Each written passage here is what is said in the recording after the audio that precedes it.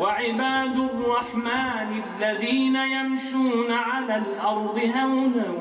وإذا خاطبهم الجاهلون قالوا سلاما والذين يبيتون لربهم سجدا وقياما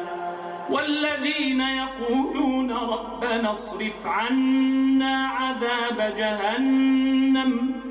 إن عذابها كان غراما إنها ساءت مستقرا ومقاما والذين إذا أنفقوا لم يسرفوا ولم يقتروا وكان بين ذلك قواما والذين لا يدعون مع الله إلها آخر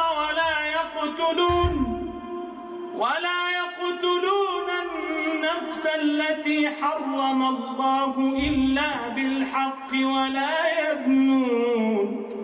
ومن يفعل ذلك يلقى أثاما يضاعف له العذاب يوم القيامة ويخلد فيه مهانا إلا من تاب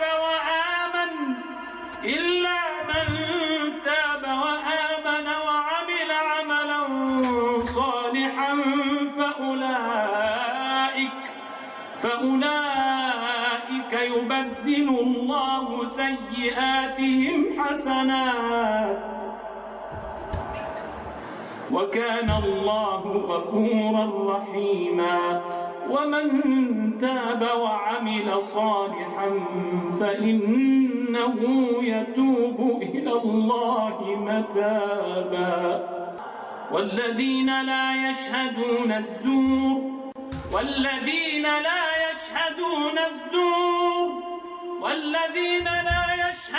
الزور وإذا مروا باللغو مروا كراما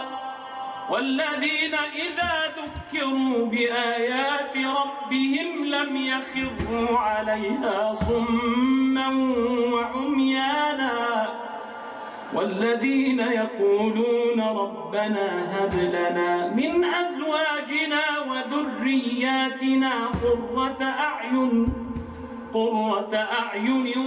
واجعلنا للمتقين إماما